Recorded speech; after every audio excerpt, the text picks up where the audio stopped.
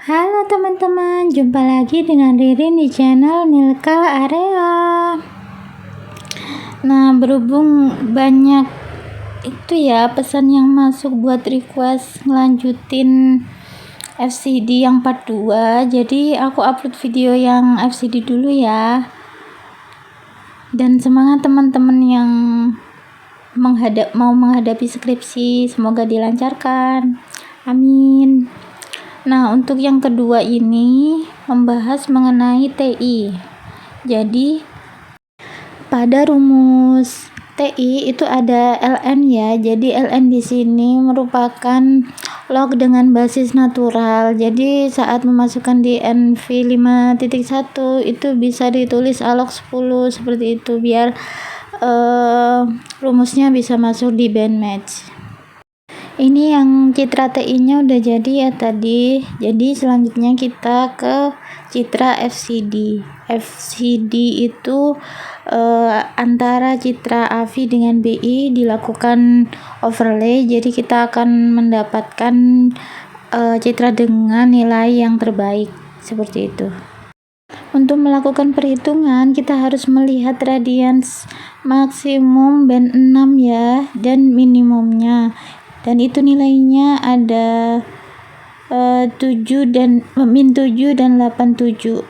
Selanjutnya apabila TI sudah didapat, kita dapat melakukan pemrosesan FCD ya. SVD maksud saya. SVD itu antara AVI dengan BI. Kita lakukan stacking antara dua citra tersebut untuk mendapatkan citra dengan kualitas yang baik. Kita masukkan ya itu AVI sama BI nya seperti pada gambar dan pilih tempat penyimpanannya.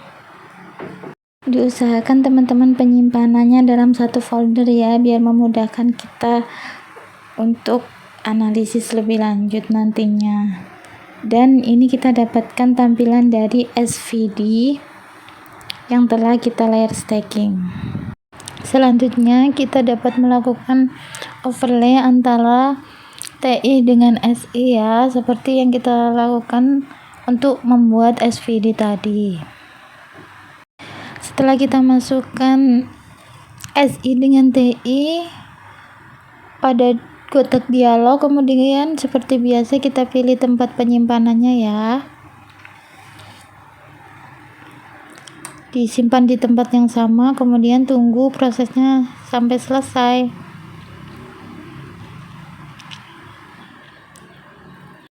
Nah, ini merupakan tampilan dari SSI. Dan kemudian setelah ini kita dapat melangkah pada tahap selanjutnya yakni FCD ya. Tapi sebelum itu kita harus melakukan strength data terlebih dahulu. Kenapa? Karena untuk nilai dari FCD sendiri itu adalah rentang antara 0 sampai 100.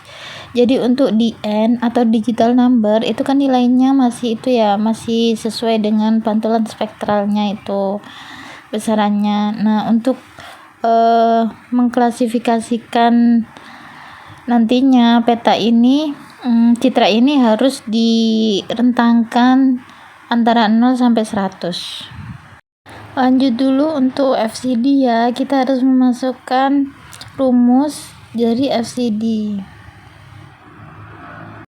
Untuk memasukkan rumusnya kita rubah dulu ya SVD dan SSI nya ke B1 dan B2. Nah ini untuk mendefinisikannya kita bisa memilih B1 sebagai SVD dan B2 sebagai SSI seperti itu, hanya untuk memasukkan rumusnya ke bandmatch terlebih dahulu agar dapat kita definisikan seperti itu. Jadi memang pendefinisian nama itu juga harus kita lakukan sesuai dengan kriteria yang ditentukan oleh NV ini ya. Walaupun rumus yang dipaparkan di modul sebelumnya itu belum B1 dan B2, tapi bisa kita akalin seperti itu agar rumusnya dapat dibaca istilahnya oleh NV. Seperti biasa kita pilih penyimpanan, kemudian kita tunggu prosesnya. Dan seperti inilah penampakan brightness dari FCD sebelum kita melakukan klasifikasi. Nah, seperti yang saya singgung sebelumnya, jadi setelah ini kita harus melakukan strength data ya teman-teman. Nah, itu dimaksudkan agar dapat diklasifikasikan dari 0 sampai 100. Dari closure value tersebut, itu nilai dari FCD ini masih dalam bentuk digital number ya, jadi perlu kita lakukan strength data. Nah, agar nilainya bisa seperti ini, seperti pada nilai kerapatan vegetasi. Nah, ini kotak dialog dari strength data ya, langsung aja kita pilih FCD, kemudian kita isikan di minimum maksimumnya 0 sampai 100 ya.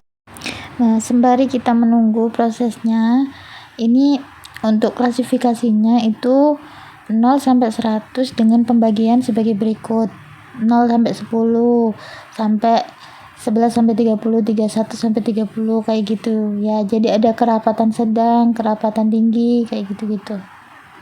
Ini ya hasil strength datanya. Tapi tidak ada perubahan secara visual karena strength data hanya merubah rentangan nilainya, bukan merubah tapi menyesuaikan rentangan nilai dengan yang kita inginkan. Dapat terlihat ya crucial value-nya mengarah ke angka 30, 31, 32 yang itu berarti berada pada kerapatan yang sedang di daerah tersebut. Nah, untuk selanjutnya teman-teman bisa melakukan density slice ya untuk mengklasifikasikan citranya pada warna-warna dengan rentang nilai yang berbeda. Selamat mencoba, semoga bermanfaat. Terima kasih. Assalamualaikum.